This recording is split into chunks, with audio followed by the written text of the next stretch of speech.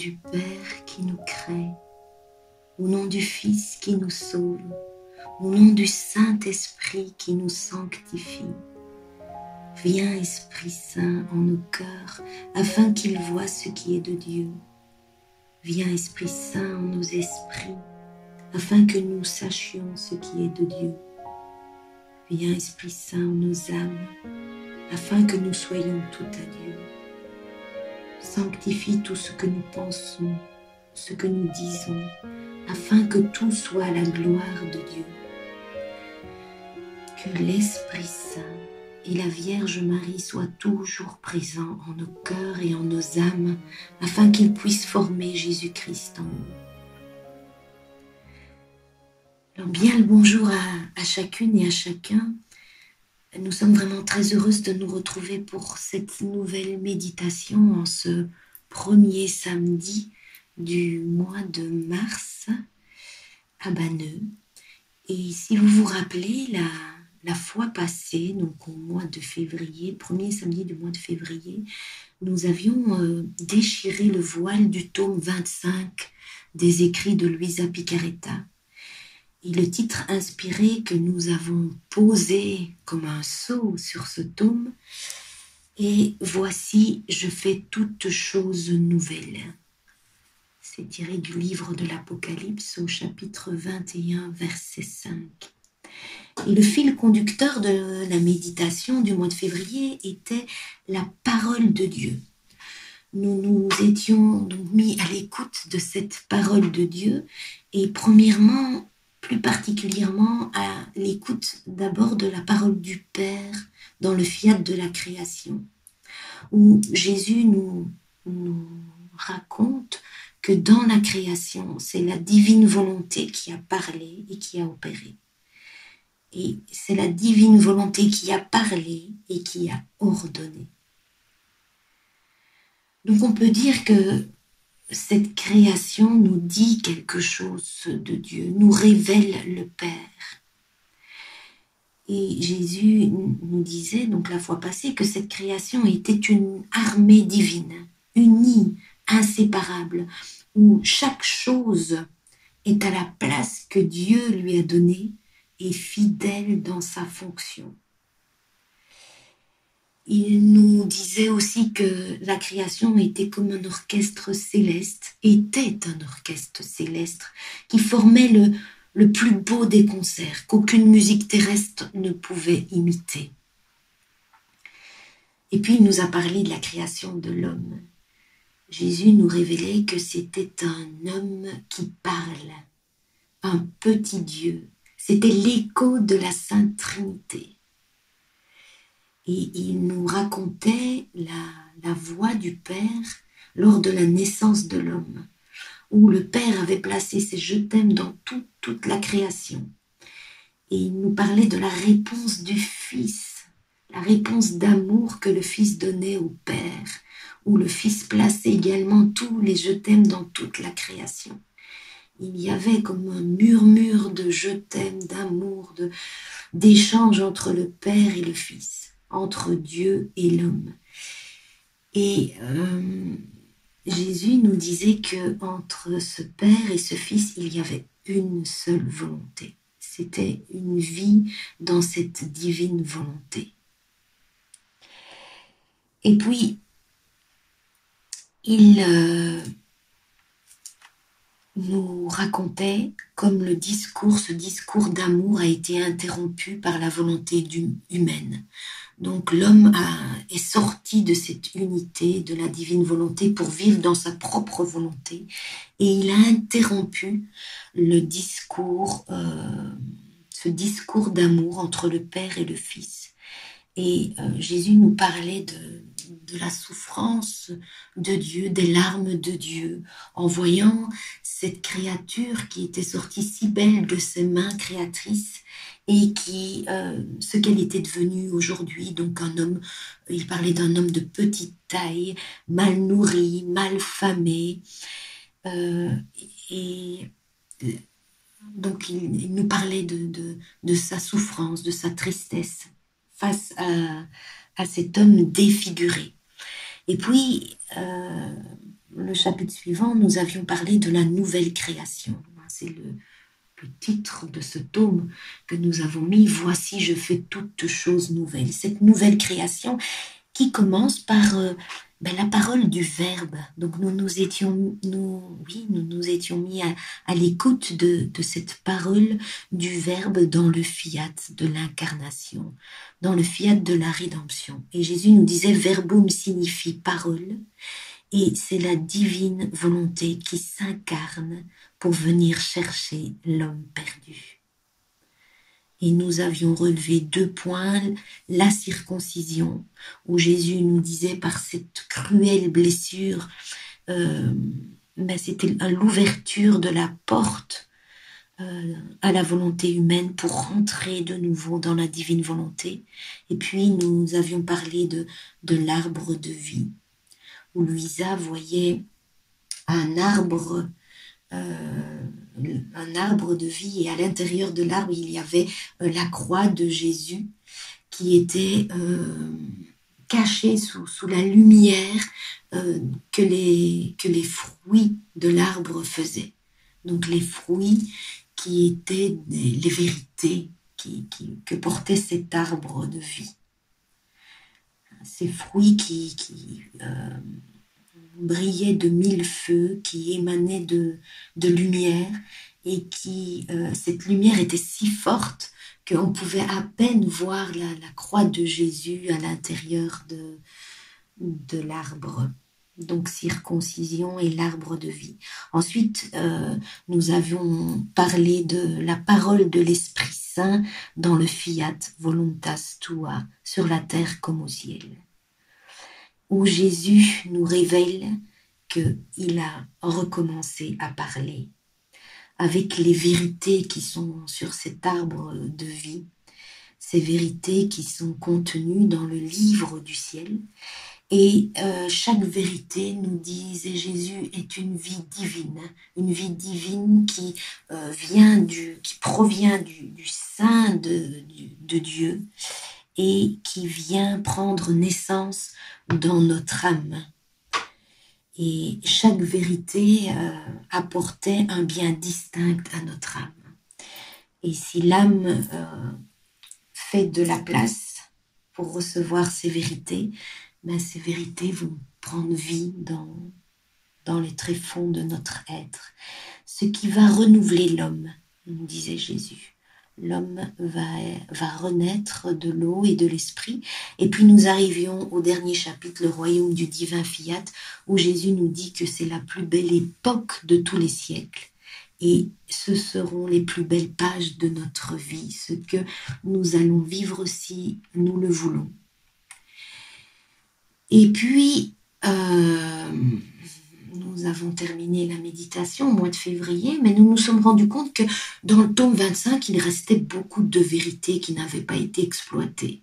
Et donc, de nouveau, nous les avons assemblées les unes aux autres pour constituer la méditation de ce mois de mars, avec un nouveau fil conducteur qui est le un de Dieu et sa manière universelle d'agir. Donc, pour ce mois de mars, nous allons toujours parler du tome 25 avec le titre qui a été posé, qui est « Voici, je fais toutes choses nouvelles », mais nous allons avoir un autre fil conducteur qui est le un de Dieu et sa manière universelle d'agir. Alors, on aura une petite intro qui est un passage complet du tome 25, et puis on va voir le plan qu'on va découvrir ensemble, et nous terminerons cette méditation par l'envoi. L'envoi qui est un passage complet aussi également du tome 25. Alors en introduction, Jésus dit « Ma fille, dans mes œuvres, j'utilise des moyens humains, et même si je fais la première partie, la fondation et toute la substance de l'œuvre que je veux accomplir, je me sers ensuite des créatures, afin que mon œuvre soit connue et prenne vie parmi les créatures. C'est notre divine manière habituelle que d'accomplir notre premier acte dans nos œuvres, de placer ce qui est nécessaire et de les confier ensuite aux créatures en leur donnant les grâces nécessaires pour qu'elles puissent continuer ce que nous avons fait. Et nos œuvres deviennent par conséquent connues selon l'intérêt et la bonne volonté que peuvent avoir les créatures. Il en sera ainsi avec le royaume de ma divine volonté, poursuit Jésus. Je t'ai appelé afin que tu sois pour moi une seconde mère, et seule à seule, comme je l'ai fait avec ma mère dans le royaume de rédemption, je t'ai manifesté les nombreux secrets de mon divin fiat, ses grands bienfaits et combien il veut venir régner sur la terre. Je peux dire que j'ai tout fait, et si j'ai appelé mon ministre, le ministre, ça veut dire le prêtre qui était auprès de Luisa à ce moment-là. Donc si j'ai appelé mon ministre afin que tu puisses t'ouvrir à lui pour le faire connaître, mon intention a été qu'il s'intéresse à faire connaître un bien si grand. Et si cet intérêt était absent de la part de ceux qui devraient s'y employer, le royaume de ma volonté courrait le risque de mourir dès sa naissance, et ils seraient eux-mêmes responsables pour tout le bien qu'un royaume aussi saint peut apporter.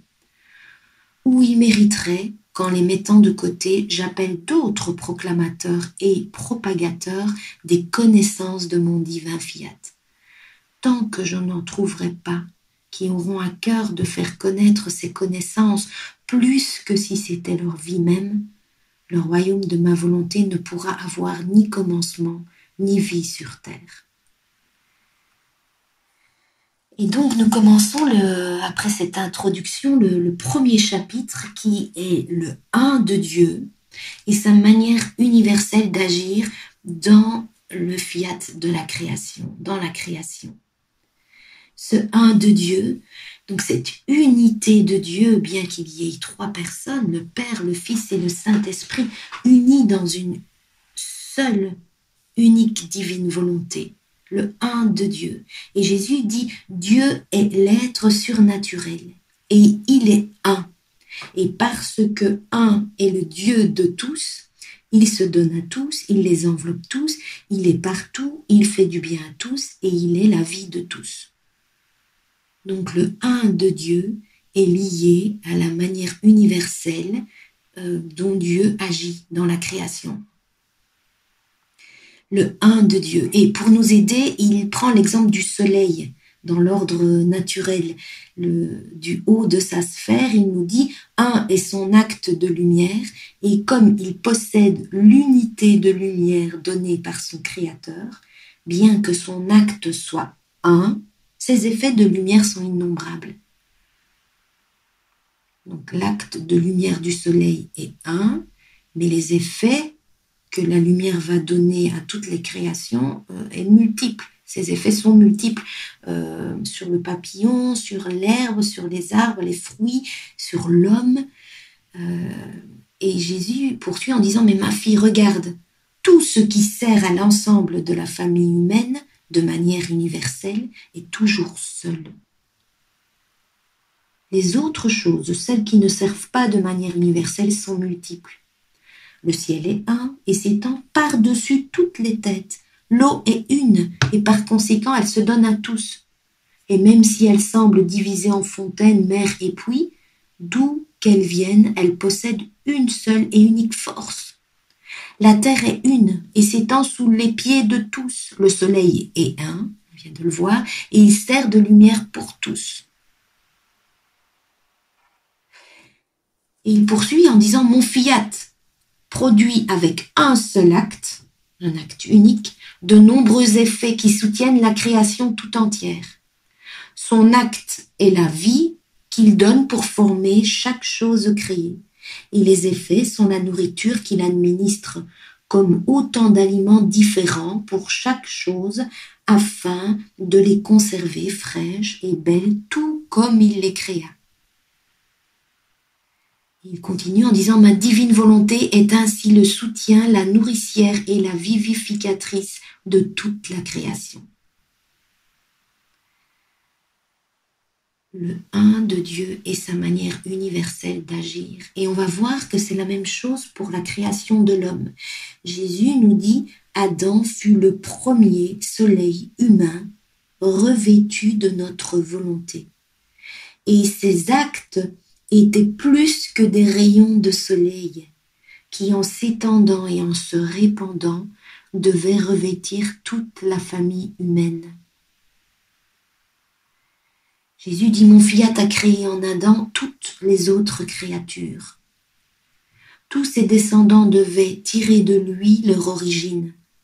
Notre divine volonté prit l'engagement, à mesure que les créatures devaient voir le jour, de renouveler notre effusion d'amour, de manifester toutes nos divines qualités et de faire un nouvel étalage de beauté, de grâce, de sainteté et d'amour sur chacune d'elles.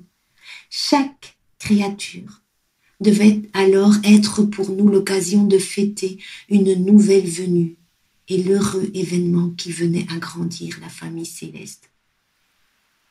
Oh, comme notre divine volonté se réjouissait de se placer dans l'acte d'avoir toujours à donner à la créature et de renouveler la magnificence, la sublimité et l'insurpassable maîtrise qu'elle devait avoir sur chaque créature.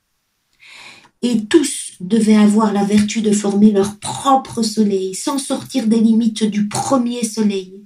En fait, comme la vie de chacun devait tirer son origine de ce soleil, chacun devait pouvoir être un soleil à lui seul. Et ensemble, on va découvrir les effets de cette unité de Dieu. Jésus nous dit, partout où est présent ma divine volonté, il y a une vie éternelle, harmonie, ordre, une fermeté inébranlable, de sorte qu'aucun événement ne peut les faire changer de place, et toutes sont heureuses dans la fonction propre à chacune. Et Jésus nous dit qu'il en aurait été ainsi pour l'homme si la volonté humaine ne l'avait pas ravi à la divine volonté, à ma volonté. Tous ces hommes auraient été une magnifique armée, bien ordonnée, chacun étant heureux dans sa fonction, et toujours dans l'acte de me glorifier, dit Jésus. Et en glorifiant son Créateur, l'homme se glorifierait lui-même. Nous voulions voir en l'homme le porteur de son Créateur, qui devait le rendre heureux dans le temps et l'éternité. Donc nous avons entendu Jésus nous parler de cette unité de Dieu et sa manière universelle d'agir dans le fiat de la création. Alors pour toutes les références des textes, ils sont mis sur le PDF. Et nous arrivons donc au deuxième chapitre, où on va voir qu'il va y avoir un changement de destinée avec un seul acte de retrait de la divine volonté. L'homme va se retirer de l'unité de la divine volonté pour faire sa propre volonté. Et Jésus dit, qui pourra te dire, ma fille, tout le mal que peut faire une créature lorsqu'elle atteint le point où elle se retire de la volonté de son Créateur? Un seul acte de retrait de notre divine volonté a suffi pour changer non seulement le destin des générations humaines, mais aussi, on va le voir, le changement de la destinée de la divine volonté. Donc il va y avoir un changement de destin, d'abord au niveau des générations humaines que nous pouvons constater dans le monde dans lequel nous vivons, où Jésus nous dit, mais en se retirant de notre volonté, la créature a perdu la voie, le chemin pour atteindre nos choses. Et du coup, il a formé de nombreux vides entre lui et nous. Des vides d'amour, de beauté, de sainteté. Il a formé un abîme de distance entre Dieu et lui. Et la créature, nous dit Jésus, jette la confusion dans l'ordre de ma divine majesté, dans l'ordre que ma divine majesté gardait dans la création. Nous avons vu dans la création, c'était un ordre parfait. Et Jésus nous dit, la créature se déshonore, elle perd son origine, elle n'est plus l'écho de la Sainte Trinité.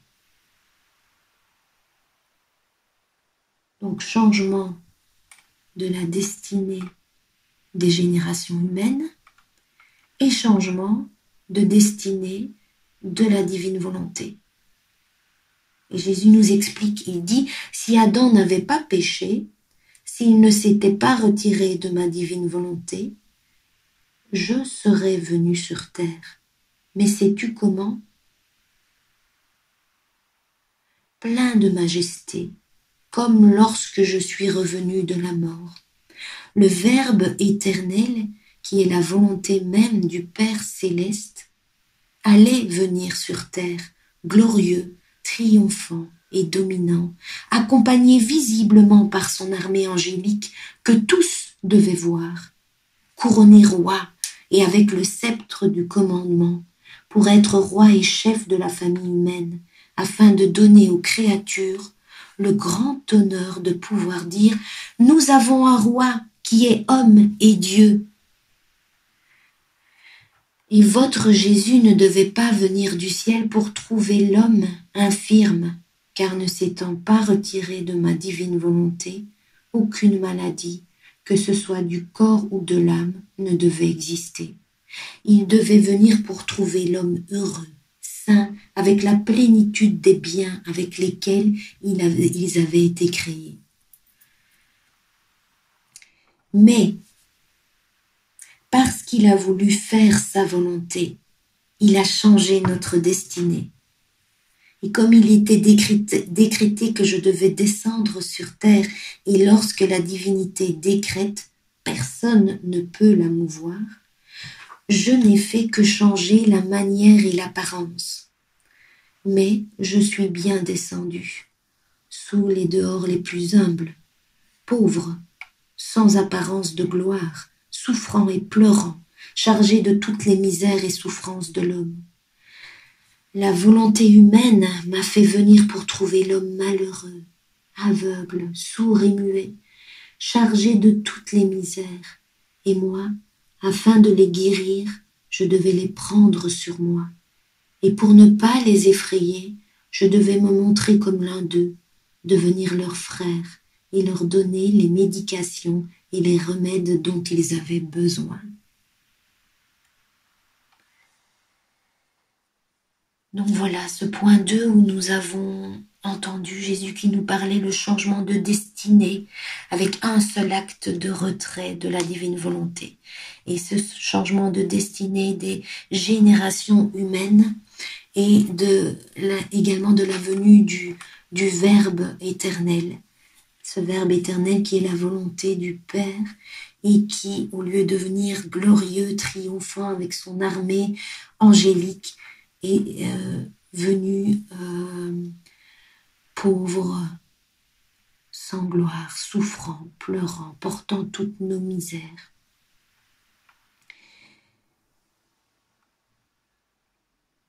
Et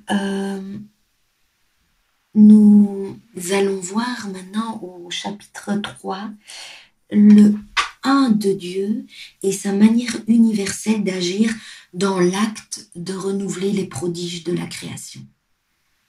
C'est-à-dire dans, premièrement, le fiat de la rédemption et puis, deuxièmement, dans le fiat de la sanctification. Alors, Jésus dit « Je veux que mon divin fiat retrouve son règne parmi les créatures, parce que je veux mon armée bien ordonnée, noble, sainte et portant l'empreinte de la gloire de son Créateur. » Et donc, il nous parle du fiat de la rédemption, sa manière universelle d'agir. Il nous dit « Une est la Vierge Marie. » Et par conséquent, elle est la mère universelle et reine de tous. Jamais la volonté humaine n'a eu vie en elle, mais toujours, toujours la divine volonté. C'était là tout le secret de sa sainteté, de sa hauteur, puissance, beauté et grandeur. Nous avons accompli un prodige de notre omnipotence, afin que la petite terre de la petite reine puisse enclore le soleil de notre divine volonté. Ensuite, nous dit Jésus, un est ton Jésus, et par conséquent, ma rédemption s'étend partout et de manière universelle. Tout ce que j'ai fait et souffert est à la disposition de tous et de chacun. Alors il nous parle de sa résurrection et il nous dit « Ma résurrection est la confirmation du fiat voluntas tua sur la terre comme au ciel ». Et il nous explique, il nous dit « Avant de mourir, quoique volontairement, mon humanité était sujette à toutes les souffrances, plus encore, j'étais l'homme des douleurs. Et puis je suis monté aux cieux pour donner à l'homme le temps de prendre les médications et les remèdes pour qu'il puisse se rétablir et se disposer à connaître ma divine volonté, afin de vivre non de sa volonté, mais de la mienne. Et je pourrai alors me montrer plein de majesté et de gloire parmi les enfants de mon royaume. Ainsi, nous dit Jésus, la résurrection est la confirmation du fiat voluntas tua sur la terre comme au ciel. Et puis nous arrivons à ce un de Dieu et sa manière universelle d'agir dans le fiat de la sanctification. Il nous dit « Une est la petite nouveau-née de ma divine volonté, et par conséquent, l'univers tout entier recevra de façon universelle tous les biens des manifestations et des connaissances de mon divin fiat, que, comme un dépôt sacré, j'ai déposé en toi, afin que plus qu'un soleil splendide, il puisse envoyer ses innombrables rayons pour illuminer le monde entier. Par conséquent, tout ce que je dis, tout ce que je te dis contient la vertu universelle qui se donnera à tous et fera du bien à tous. Et si j'ai tant parlé de mon divin fiat, le but est précisément celui-ci. Nous voulons placer l'homme dans l'ordre afin qu'il puisse revenir aux premières étapes de la création, notre volonté coulant en lui comme une humeur vitale, et qu'il puisse à nouveau former, qu'il puisse à nouveau être notre porteur, notre palais royal sur la terre. Son bonheur est le nôtre. Donc nous voyons ce un de Dieu et sa manière universelle d'agir dans l'acte de renouveler les prodiges de la création, dans le fiat de la rédemption, avec la Vierge Marie, cette Vierge, une Vierge pour être la mère universelle de toute l'humanité, avec ce un Jésus, ce Jésus qui va apporter les remèdes de la rédemption à tous ceux qui voudront les recevoir. Un est ton Jésus, un est ton Jésus. Et ma rédemption s'étend partout de manière universelle. Et puis, pour le fiat de la sanctification, une est la petite nouveau-née, Luisa. À Luisa, il va révéler tous les connaissances de son divin fiat dans le livre du ciel. Il va faire un dépôt sacré de toutes ces vérités dans ce livre du ciel. Et ce bien, ce serait une vertu universelle pour le bien de tous. Et nous arrivons au troisième point dans ce un de Dieu et sa manière universelle d'agir, dans l'acte de renouveler les prodiges de la création. Ce troisième point, c'est cette divine patience du Père. Parce que il faut savoir que tout est prêt pour la noce, pour que la fête recommence, mais il y a un petit souci de taille, c'est qu'il n'y a pas d'invité, sauf Luisa. Et Jésus nous explique pourquoi. Il dit parce que Adam est sorti de notre divine volonté, ses descendants ont perdu la voie, qui les conduit au premier acte de la création de l'homme.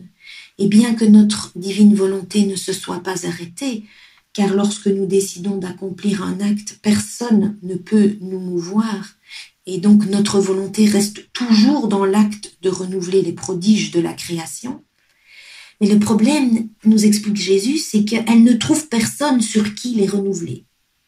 Et donc, elle attend, avec une patience et une fermeté divine, que la créature revienne dans sa volonté, afin de pouvoir reprendre son acte, toujours en action, et de répéter ce qu'elle a fait dans la création de l'homme. Et bien qu'elle les attend toutes, elle ne trouve que sa petite fille, la nouveau-née de ma divine volonté, nous dit Jésus. Donc ce père est dans cette attente, un peu comme dans la parabole du fils prodigue, ce père qui attend le retour de son fils pour lui remettre cet habit de noces, cet habit de la divine volonté et pouvoir faire la fête. Et Jésus nous dit, j'attends avec tant d'amour la foule de ceux qui doivent vivre dans notre héritage du divin fiat. Cela formera pour nous la plus magnifique foule de gens de taille normale, pleins de beauté et de fraîcheur, nourris d'aliments nourrissants qui les rendront forts et bien développés, et ils formeront toute la gloire de notre œuvre créatrice. Ce sera, nous explique Jésus, comme une aube nouvelle. Ma volonté, cette divine volonté, c'est comme le lever du soleil, comme le soleil du matin. Jésus dit, voir la créature heureuse est ma seule satisfaction, et ce qui la rend malheureuse, c'est la volonté humaine. Seule ma volonté est ce qui fait mourir tout malheur humain. Devant elle, tous les maux s'effacent. Ma volonté est comme le soleil du matin qui se lève et a la vertu de dissiper les ténèbres de la nuit. Devant la lumière, l'obscurité meurt et n'a plus aucun droit d'exister. Il en est ainsi avec ma divine volonté. Ce sera la vraie noce. La fête pourra commencer. Jésus dit, ma divine volonté veut de nouveau entrer comme acte premier dans la créature, afin de réunir les membres brisés et redonner à l'homme l'unité et l'inséparabilité tel qu'il était sorti de nos mains créatrices. Et Jésus nous dit que le temps est venu.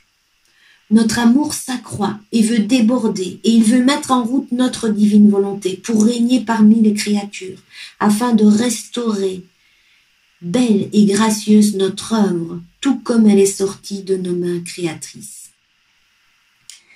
Donc ce Père, dans cette divine patience, attend le retour de son Fils.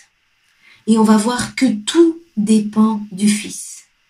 Jésus dit, la volonté humaine a ainsi le pouvoir de rendre l'homme heureux ou malheureux, saint ou pécheur, en bonne santé ou malade.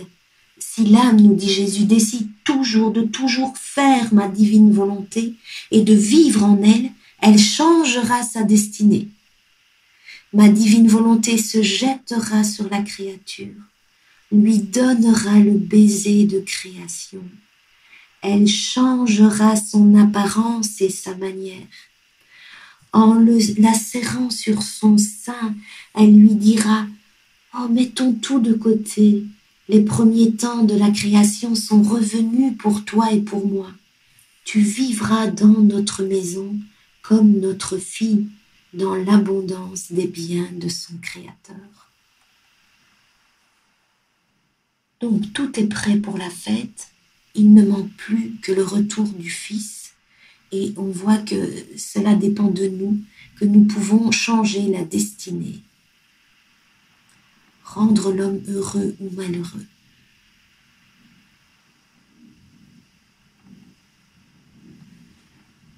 Et puis nous arrivons au 4e chapitre, le 1 de Dieu et sa manière universelle d'agir pour que l'homme revienne à la maison et que la fête puisse commencer. Alors la première chose qu'on voit, c'est que le Père appelle l'âme. Âme, aide-moi. Il y a l'appel du Père. Et c'est un peu comme l'appel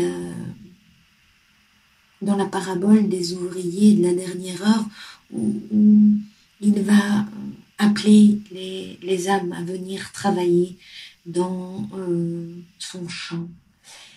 Donc il appelle, âme, aide-moi. Et la première chose qu'il va faire, c'est qu'il va instruire, il va former ces âmes par la connaissance.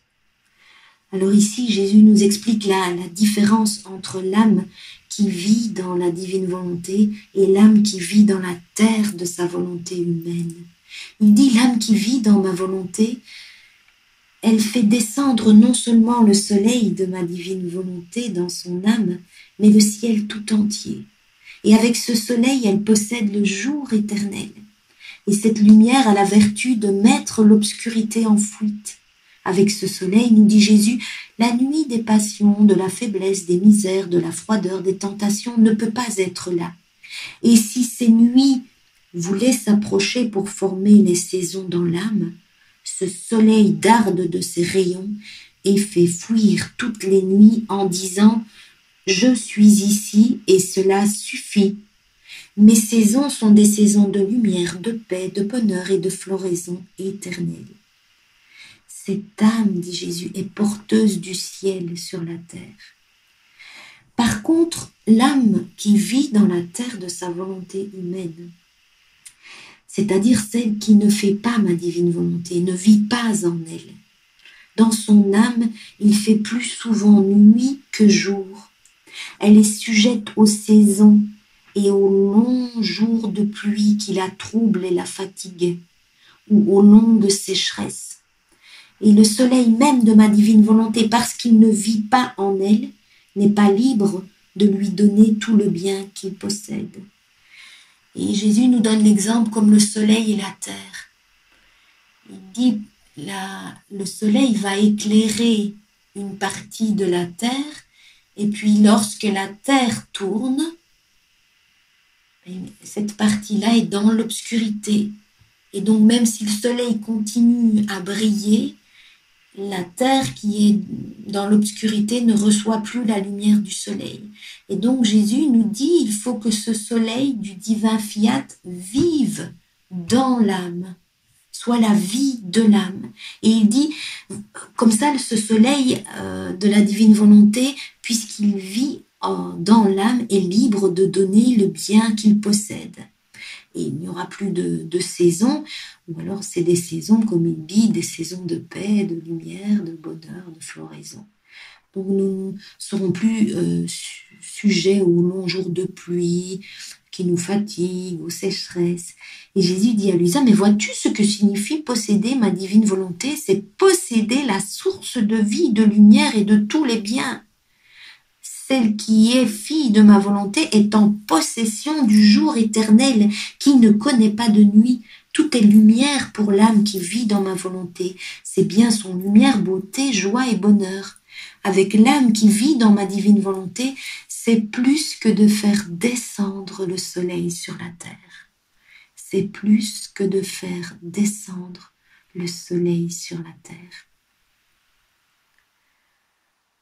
Donc il appelle l'âme avec les connaissances, il va les former avec ces connaissances qui sont des vérités. On voyait la fois passée en février que chaque vérité est une vie divine qui prend vie dans notre âme. Et la seconde chose qu'il va faire en nous appelant, c'est qu'il va nous revêtir de la tenue de service. Il va nous faire passer de la vie de l'unité humaine à la vie de l'unité de la divine volonté. Et il nous parle de l'unité humaine. Il dit chaque homme possède une unité humaine, puisqu'il dit nous avons créé l'homme à notre ressemblance. Et de sorte qu'il possède lui aussi une unité humaine. Une est sa volonté, une est sa tête, dont tous ses actes dépendent. Lorsqu'il parle, travaille, marche, ce sont les effets de son unité. Et si l'homme n'avait pas cette unité, tous ses actes seraient en contradiction les uns des autres. Mais pour la créature qui agit et vit dans ma volonté, la volonté humaine s'arrête. Sa vie se termine et n'a plus de raison d'exister. Car commence alors la vie de l'unité de ma volonté. Nous allons renaître dans le un de Dieu. Et puisque mon acte est unique, dit Jésus, et que tout ce qu'il a créé ou peut faire peut être appelé l'effet de cet acte unique, l'âme vivant dans cette unité de ma divine volonté est présente dans tous les effets de cet acte unique. Oh, si les créatures savaient ce que signifie vivre dans la volonté de Dieu, elles donneraient leur vie pour la connaître et vivre en elle. Elles se hâteraient d'entrer dans ma divine volonté pour recommencer en elles leur vie. C'est renaître de l'eau et de l'esprit. Pour recommencer en elles leur vie et recevoir ces biens infinis. Ma divine volonté est plus que la lumière. Comme la lumière, elle s'écoule dans tous les actes humains, mais elle demeure intouchable par tous les maux des créatures. Et seuls ceux qui veulent être lumière, chaleur et couleur, c'est-à-dire ceux qui veulent vivre uniquement et toujours de sa divine volonté, peuvent entrer en elle. Toute autre chose ne lui appartient pas. Les effets de mon fiat sont donnés à ceux qui font ma divine volonté, qui adorent ses dispositions, qui supportent avec patience ce qu'elle veut. Ce faisant, la créature reconnaît qu'il existe une volonté suprême et en se voyant reconnue, ma volonté ne lui refuse pas ses admirables effets. Donc cette tenue de service que Dieu va nous donner, c'est-à-dire passer de la vie de l'unité humaine. On a vu que chaque créature est créée à la ressemblance de Dieu et donc possède cette unité humaine, mais nous allons passer de cette vie de l'unité humaine à la vie de l'unité de la divine volonté, puisque la créature qui agit et vit dans la divine volonté, pour la créature qui agit et vit dans la divine volonté, oui, la volonté humaine s'arrête. Sa vie se termine, dit Jésus, puisque c'est cette divine volonté, cette lumière du fiat unique qui coule dans tous nos actes. Et puis nous allons passer au salaire. Donc Jésus nous parle du salaire, puisqu'il y a un travail, il va y avoir un salaire. Et ce salaire, ça va être former le royaume de la divine volonté parmi les créatures. Et on va voir que donc Jésus appelle une âme qui va former le royaume de Dieu parmi toutes les créatures, parmi toute l'humanité. Donc on voit que c'est une âme avec un bien qui va donner le bien universel de la divine volonté à toute l'humanité.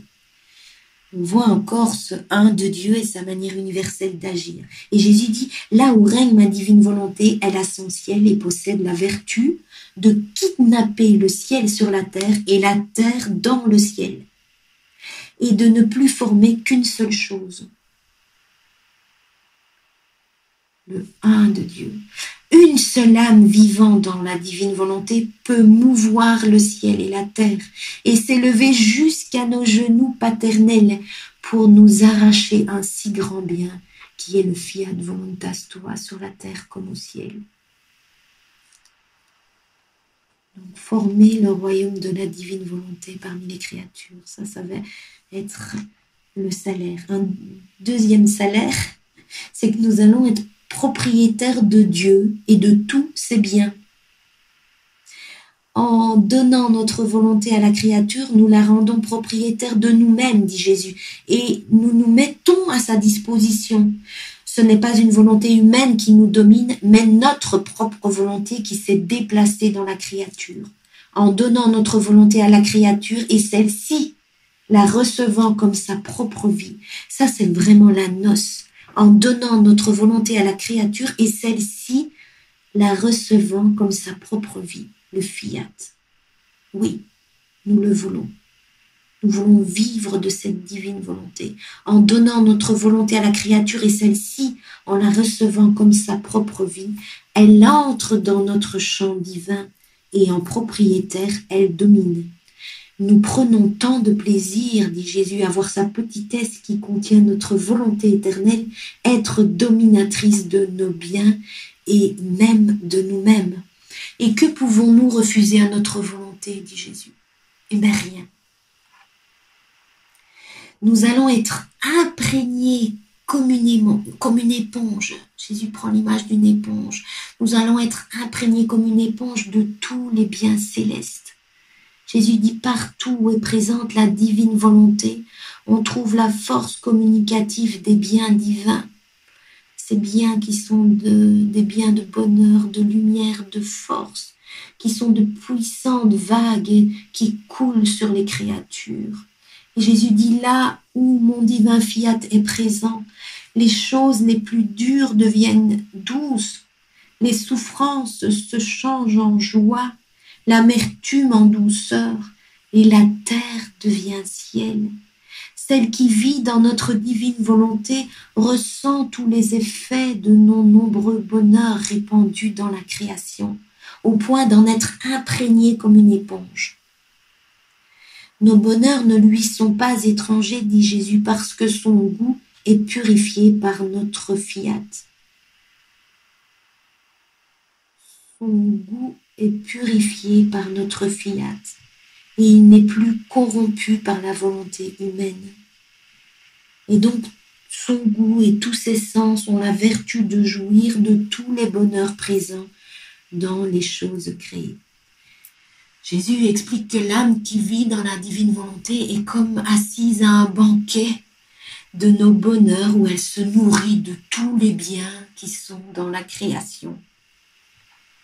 Oh, comme il est beau de voir la créature heureuse, et nous éprouvons tant de joie à voir celle qui fait notre volonté que si elle était assise au banquet de nos bonheurs et se nourrissant en prenant autant de bouchées qu'il existe de bonheur présent dans les choses créées. Donc l'âme, puisqu'elle a ce goût purifié et tous ses sens, elle voit toutes ces joies, tous ces biens, toute cette lumière qui se trouve dans la création et elle est sans cesse en train de se nourrir de tous ces bonheurs et de les rendre à son Créateur. Et puis, un autre salaire, nous allons retrouver l'unité avec Dieu et avec nous-mêmes. Jésus dit, l'âme qui vit dans ma volonté est inséparable et d'elle et de moi. Elle entre dans la vie de la lumière et de la chaleur de ma divine volonté. Elle acquiert la vie de sa lumière et de sa chaleur. Et Jésus poursuit en disant, tu dois savoir que l'inséparabilité de l'âme qui vit dans ma divine volonté est si grande que lorsque la sagesse éternelle créa les cieux, le soleil et l'univers tout entier, tu étais avec moi. Et tu t'écoulais dans mon divin fiat comme la lumière, la chaleur et les couleurs. Par conséquent, dit Jésus, sois attentive, ma fille. Reconnais en toi le grand bien de la vie de mon fiat qui, en te possédant, veut faire de toi le possesseur de tout ce qui lui appartient. Donc, on a vu comme salaire que c'était former le royaume de la divine volonté parmi les créatures. Nous allons être propriétaires de Dieu et de tous ses biens. Dans une joie éternelle où nous allons constamment nous nourrir de ces bonheurs qui sont dans toute la création. Nous allons être imprégnés comme une éponge de ces biens célestes. Et puis, nous allons retrouver cette unité avec Dieu et avec nous-mêmes. Ça, c'était pour le salaire. Et puis, la quatrième chose, c'est Jésus va nous expliquer, puisqu'il nous appelle à travailler dans son champ, il va nous expliquer en quoi consiste le travail. Et il appelle ça les rondes, la prière des rondes. Il nous dit que nous allons devoir remplir le vide. Et il dit à Luisa, mais sais-tu ce qu'est ce vide? Et il dit, mais c'est notre volonté. Et il explique, en créant l'homme, je lui ai donné un vide visible, qui est l'univers visible, dans lequel il devait se déplacer librement et voir les œuvres de son Créateur, créées avec tant d'ordre et d'harmonie, pour l'amour de lui, et dans ce vide, accomplir lui aussi ses œuvres. Mais je lui ai aussi donné un vide invisible pour son âme, plus beau encore, où l'homme, en faisant écho à son Créateur, devait remplir ce vide et former ses saintes œuvres, ses soleils, ses cieux et ses étoiles. Mais Jésus nous explique que puisque l'homme est sorti de ma volonté pour vivre dans la sienne, il a perdu l'écho de son Créateur et modèle pour pouvoir imiter nos œuvres. Par conséquent, dit Jésus, on peut dire que dans ce vide, il n'y a rien d'autre que les premiers pas de l'homme innocent, les premiers actes de l'homme innocent. Il n'y a que les premiers pas de l'homme, tout le reste est vide, nous dit Jésus. Rappelez-vous, on avait dit quand l'homme a changé la destinée de toutes les générations humaines avec un seul retrait un seul acte de retrait de la divine volonté, il va y avoir un abîme entre Dieu et l'homme. Des vides de sainteté, des vides de bonheur, des vides de beauté. Et donc Jésus nous appelle à remplir ces vides. Il nous dit, ces vides doivent cependant être remplis, ce vide. Donc, ce vide qui est, il nous disait, qui est sa volonté. Ce vide doit cependant être rempli. Et c'est pourquoi j'attends avec tant d'amour ceux qui vivent et doivent vivre dans ma volonté, et qui, sentant la puissance de notre écho et ayant nos modèles présents en eux, se hâteront de remplir ce vide invisible que j'ai donné avec tant d'amour dans la création. Et donc, il va en quelque sorte nous expliquer comment travailler. Il dit « Entre chaque jour dans le premier acte de la création de l'homme. Et en te voyant, toi, qui en sa très divine volonté entre dans l'acte de la création de l'homme, oh, comme elle se réjouit et se sent attirée comme par un puissant aimant à se faire connaître aux créatures. » Alors on voit que Jésus nous appelle aux âmes à rentrer dans le premier acte de la création de l'homme et qu'il va se sentir attiré comme un puissant aimant à se faire connaître aux autres créatures. Donc là aussi, on voit de nouveau le un de Dieu, où il appelle une âme qui va servir de bien universel à toutes les créatures. Puisque quand nous rentrons dans ce premier acte de la création, Dieu est si heureux qu'il se sent attiré par un aimant et à se faire connaître à tous, afin qu'en faisant régner parmi elle ma divine volonté, elle puisse trouver la voie pour atteindre le premier acte de la création de l'homme. Et Jésus poursuit en disant « Ma fille, si tu savais avec quel amour ma divine volonté attend que tu fasses ta petite visite quotidienne en Éden, où notre fiat, dans un élan d'amour, s'est mise en fête afin de créer l'homme. » Donc chaque fois que nous rentrons dans ce premier acte de la création de l'homme, nous renouvelons tout l'amour que Dieu a eu en créant l'homme. Nous renouvelons. Et un acte qui est renouvelé, c'est le double d'amour. C'est une fête. Et alors c'est un puissant aimant qui attire Dieu à se faire connaître à toute l'humanité. Donc, entre chaque jour dans le premier acte de la création de l'homme, premièrement. Deuxièmement, Jésus nous dit, ensuite, demeure dans l'acte d'accomplir l'acte continuel de la volonté créatrice de Dieu. Dans cet acte unique, dans ce fiat qui est dans notre âme, demeurez dans mon amour. C'est ce que nous lisons dans Saint Jean, chapitre 15, verset 9. Demeurez dans mon amour, dit Jésus. Ici, il dit, demeurez dans l'acte d'accomplir l'acte continuel de la volonté créatrice de Dieu. Ça, c'est le triomphe du règne de la divine volonté en nous. Et nous allons suivre les voies de Jésus et l'imiter. Jésus dit, la créature qui vit dans ma volonté ne cesse jamais de suivre les voies de son Créateur et de nous imiter. Et Jésus nous dit qu'il veut voir tous ces actes enclos dans notre âme.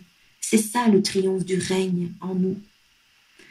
Et il nous explique, il nous dit, et sais-tu comment ces actes sont créés en toi? Mais c'est lorsque tu les rappelles, que tu les reconnais et que tu les aimes. Et ma volonté, en prononçant son fiat sur ton rappel et ton amour, forme la vie de ces actes en toi.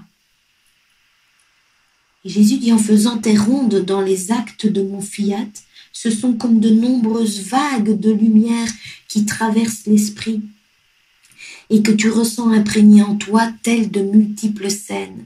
La création, l'homme en train d'être créé, la reine du ciel en train d'être conçue, le Verbe qui descend et bien d'autres actes accomplis par ma volonté. Donc, nous rappelons tous ces actes, nous les reconnaissons, donc nous rappelons l'acte de la création, nous rappelons l'incarnation, la naissance du Christ, et puis nous reconnaissons ces actes, nous posons nos je t'aime, et Jésus dit, alors ma volonté, en prononçant son fiat sur ton rappel et ton amour, forme la vie de ces actes en toi.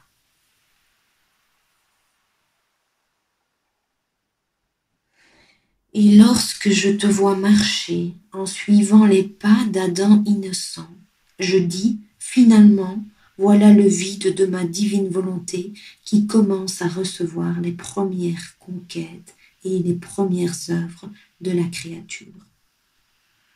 Nous continuons la création, dit Jésus, en celle qui vit dans ma divine volonté et suit ses actes, mon fiat continue sa création. Et en chacun des actes qu'elle suit, il assume l'attitude de former ses créations. Un nouveau ciel, un nouveau soleil, une nouvelle mer, tous plus beaux, une floraison nouvelle, plus surprenante. Oh, quelle fête pour mon fiat, dit Jésus, de répéter ses actes. Donc Jésus nous explique le travail à fournir, ce travail des rondes, où nous allons remplir le vide de la divine volonté, dans ce vide où il n'y a que les premiers pas de l'homme. Et Jésus nous dit de rentrer chaque jour dans le premier acte de la création et de demeurer dans l'acte, d'accomplir l'acte continuel de la volonté créatrice de Dieu. Et de suivre Jésus et de l'imiter dans toute son humanité. Et donc, nous allons continuer la création dans cette vie de la divine volonté.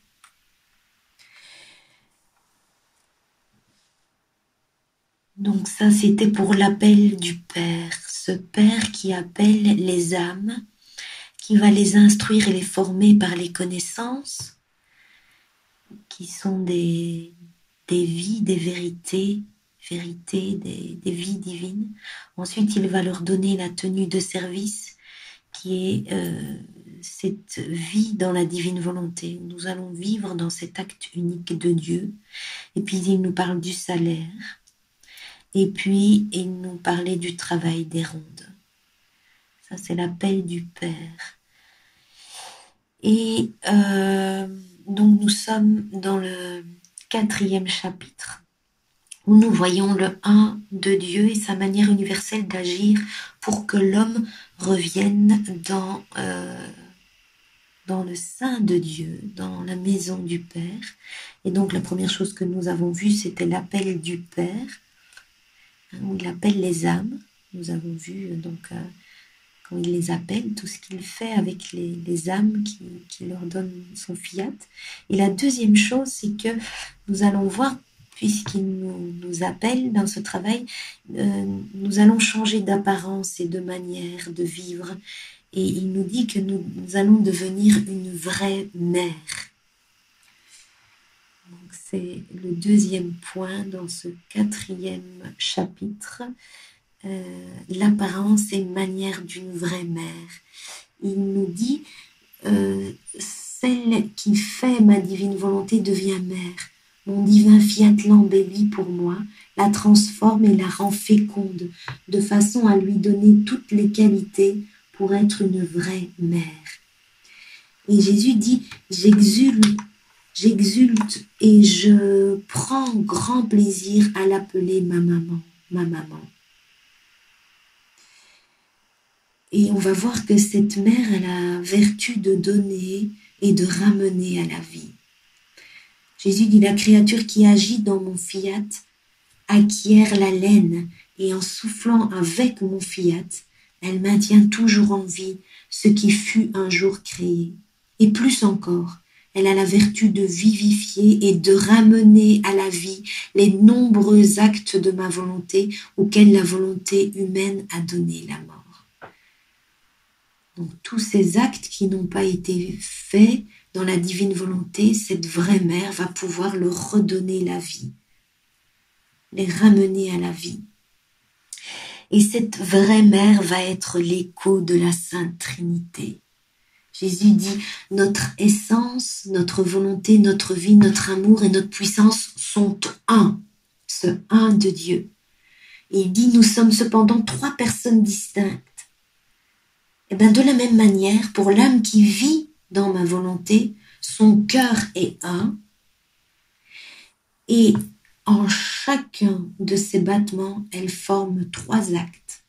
L'un embrasse Dieu, le second embrasse toutes les créatures et le troisième elle-même. Donc l'âme qui vit dans la divine volonté a un seul cœur, le un de Dieu, un seul cœur. Mais chaque battement de cœur forme trois actes. L'un qui embrasse Dieu, le second embrasse toute l'humanité et le troisième elle-même. Ainsi, dit Jésus, lorsqu'elle parle, qu'elle agit et en tout ce qu'elle fait, elle forme ces trois actes qui, faisant écho à la puissance, à la sagesse et à l'amour de celui qui l'a créée, elle embrasse toute chose et toute créature. On voit de nouveau le un de Dieu et sa manière universelle d'agir. Alors cette âme, cette vraie mère va être porteuse de Dieu. Jésus dit, ne sais-tu pas que tu es le tabernacle de ma divine volonté, un tabernacle unique au monde?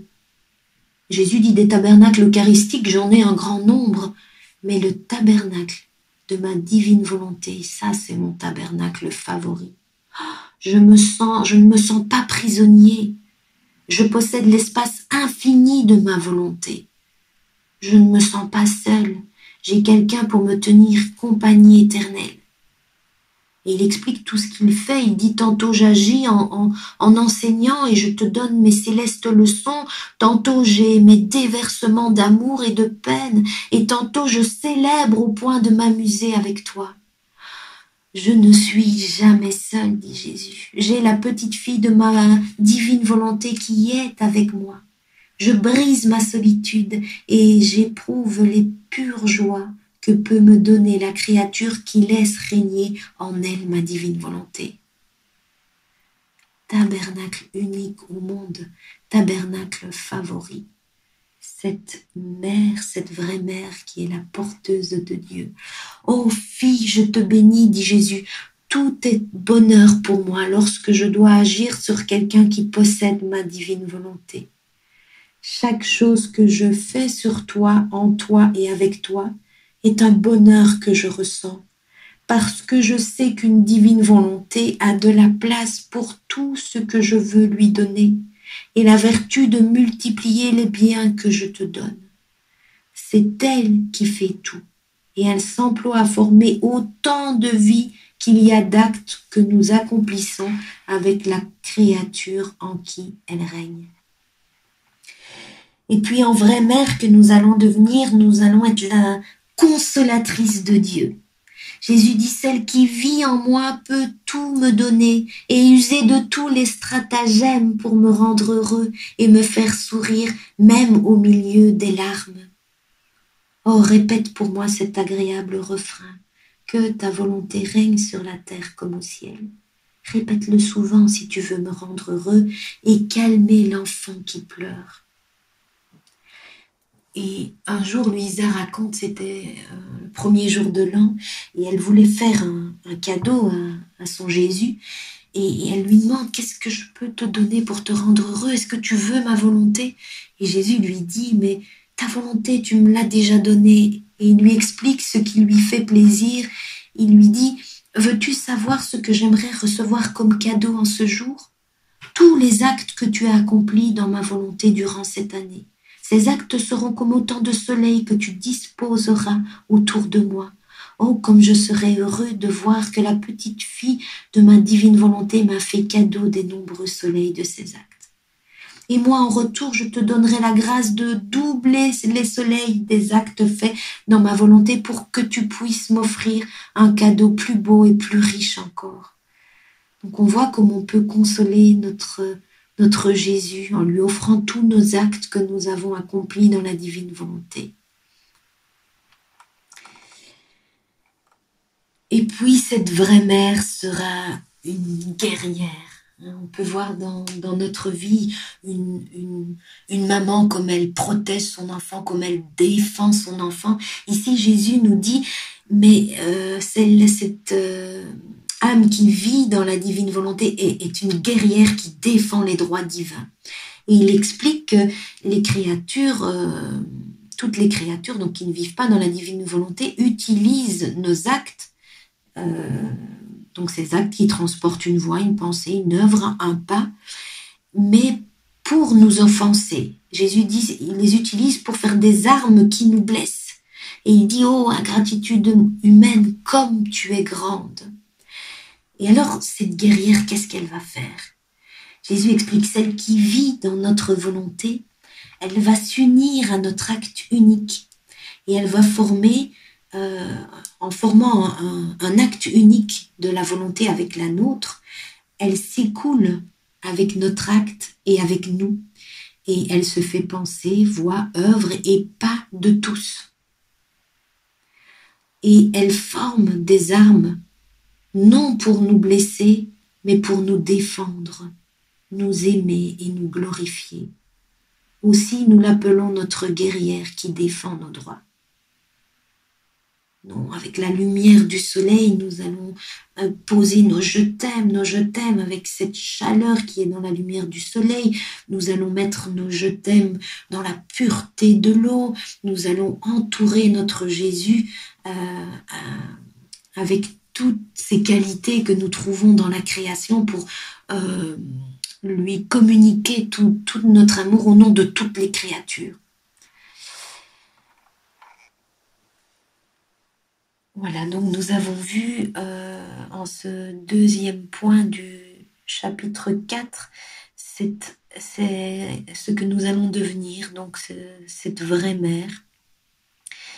Cette vraie mère, Jésus nous dit, mais voilà, nous allons changer d'apparence et de manière, nous allons acquérir l'apparence et la manière d'une vraie mère. Nous serons l'écho de la Sainte Trinité, avec chaque battement de cœur et 3 actes, chaque battement de cœur. Nous allons être porteuses de Dieu, ce tabernacle favori, unique au monde. Nous allons consoler notre Dieu. Nous allons pouvoir lui offrir des cadeaux, les cadeaux de tous nos actes. Et puis nous sommes comme cette guerrière qui défend les droits divins.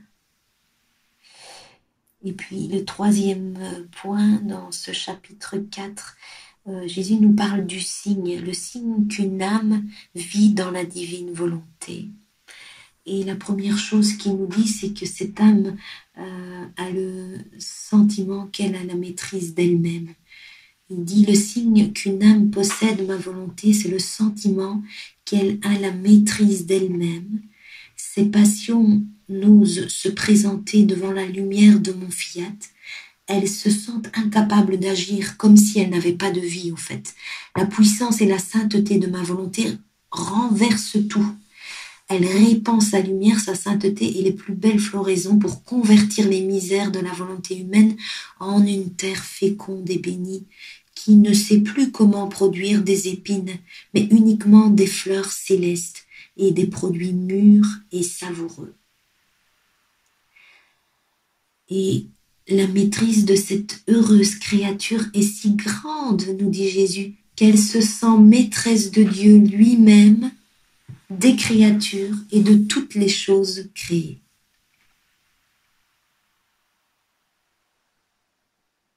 Donc le sentiment d'une maîtrise d'elle-même, elle se sent maîtresse de Dieu, de toutes les créatures et de toutes les choses créées. Et la deuxième chose que Jésus nous dit, c'est qu'elle va posséder une vertu charmeuse. Et il explique que c'est la puissance de mon fiat qui, en elle, charme Dieu, qui est heureux de demeurer enfermé en elle. Et mon fiat, donc le fiat qui est dans cette âme, et mon fiat charme les créatures, parce que ces créatures sentent l'odeur balsamique de mon divin fiat qui apporte la paix et le bien véritable dans leur cœur. Et donc, que ne feraient-elles pas toutes ces créatures pour obtenir un seul mot de toi, dit Jésus, qui, comme la vie, peut descendre dans leur cœur. Donc la vertu charmeuse dans l'âme qui vit dans la divine volonté. La vertu, elle charme Dieu, qui est heureux de demeurer enfermé dans cette créature qui est son tabernacle favori. Donc voilà, ici s'achève le paragraphe 4, le 1 de Dieu et sa manière universelle d'agir pour que l'homme revienne à la maison. Il y avait eu l'appel du Père, ô amène-moi, et puis les apparences et la manière d'une vraie mère, et puis le signe qu'une âme vit dans la divine volonté. Et puis nous arrivons au 5e point qui est l'envoi, avec un passage complet du livre du ciel du tome 25, où Jésus dit ceci: la vie dans notre divine volonté est le plus grand des prodiges. Et si notre divinité voulait en faire un plus grand, elle ne le pourrait pas. Pas plus qu'elle ne pourrait trouver quelque chose de plus grand, de plus prodigieux, de plus puissant, de plus beau, de plus heureux que notre volonté a donné à la créature. Parce qu'en donnant notre divine volonté, nous donnons tout. Sa puissance forme notre écho dans les profondeurs de l'âme et forme nos plus belles images. Et l'écho de la petitesse humaine devient un avec le nôtre, de telle sorte que, s'unissant à notre acte premier, elle court et se diffuse dans tous les effets que produit l'acte unique de Dieu. Et Jésus conclut par ceci, il dit « Lorsqu'un bienfait est universel et qu'il doit et peut apporter du bien à tous, il est nécessaire que des peuples entiers, et sinon tous, au moins une grande partie, connaissent le bien qu'ils doivent recevoir et que, par des prières, des soupirs, des désirs et des œuvres, ils demandent un bien si grand, de telle sorte que le bien qu'ils veulent soit conçu dans leur esprit, leurs soupirs, leurs désirs et leurs œuvres, et même dans leur cœur. Et c'est alors que le bien qu'ils attendaient si ardemment leur est accordé. Or, ma fille, le royaume de la rédemption et le royaume de mon divin fiat se tiennent la main. Et comme ce dernier est également un bien universel et que, s'ils le veulent, tous peuvent y entrer, il est nécessaire que beaucoup connaissent la nouvelle et que ce royaume soit conçu dans l'esprit, les paroles, les œuvres et les cœurs d'un grand nombre, afin que par des prières, des désirs et une sainte vie, ils puissent se disposer à recevoir le royaume de ma divine volonté parmi eux. Si la nouvelle n'est pas divulguée, mes manifestations n'agiront pas comme des héros, et les connaissances sur mon divin fiat ne pourront pas courir de bouche en bouche, formant sa conception dans l'esprit, les prières, les soupirs et les désirs des créatures. Ma divine volonté ne fera pas son entrée triomphante en venant régner sur la terre. Combien il est nécessaire que les connaissances sur mon fiat soient connues. Non seulement cela, mais que l'on fasse connaître que ma divine volonté veut déjà venir parmi les créatures pour régner sur terre comme elle règne au ciel. Et c'est aux prêtres, nous dit Jésus, tels de nouveaux prophètes, que revient la tâche, par la parole, les écrits et les œuvres, de servir de héros pour faire connaître ce qui concerne mon divin fiat, et leur crime ne serait pas moindre que celui des prophètes qui auraient caché ma rédemption, si ces prêtres ne s'employaient pas autant qu'ils le peuvent à ce qui concerne ma divine volonté. Il serait cause de ce qu'un bien si grand ne soit ni connu ni reçu par les créatures, et étouffer le royaume de ma divine volonté, laisser en suspens un bien si grand qu'il n'existe pas de pareil, n'est-ce peut-être pas un crime? Par conséquent, dit Jésus, je te recommande pour ta part, n'omets rien et prie pour ceux qui doivent s'employer à faire connaître un bien si grand. Donc Jésus nous dit, nous recommande de ne rien omettre et de prier pour ceux qui doivent s'employer à faire connaître un bien si grand. Et tout, comme dans le royaume de la rédemption, j'ai laissé ma maman reine au milieu des apôtres, afin que, avec elle, aidés et guidés par elle, ils puissent donner le départ du royaume de la rédemption de la même manière pour le royaume de mon divin fiat, en ayant fait en toi le dépôt, je te garde encore en exil, afin que les prêtres puissent tirer de toi, comme d'une nouvelle mère, ce qui peut leur servir de lumière, de guide, de secours, pour commencer à faire connaître le royaume de ma divine volonté. Et lorsque je vois leur peu d'intérêt, si tu savais combien j'en souffre, par conséquent, nous dit Jésus, prie, prie. Voilà, ici s'achève notre méditation du mois de mars sur le tome 25. Et pour terminer, nous voulions rendre grâce à Dieu pour ce don si grand qu'il nous fait au travers des écrits de Luisa. Ce capital divin qu'il a déposé dans son âme et dans notre âme, afin que nous puissions le faire fructifier. Oh merci Seigneur, puissions-nous être dignes du grand don que tu fais. Puissions-nous, par Marie et l'Esprit Saint, nous rendre dignes d'un don si grand qu'est cette vie dans la divine volonté que tu veux nous donner dès maintenant, dès aujourd'hui. Cette vie dans le fiat voluntas tua. Ce soleil divin que tu veux poser, mettre dans notre âme, pour que la lumière du soleil brille dans tous nos actes, dans tous les actes que nous faisons tout au long de la journée. Amen, Seigneur. Nous te rendons grâce au nom de tous pour ce si grand bien.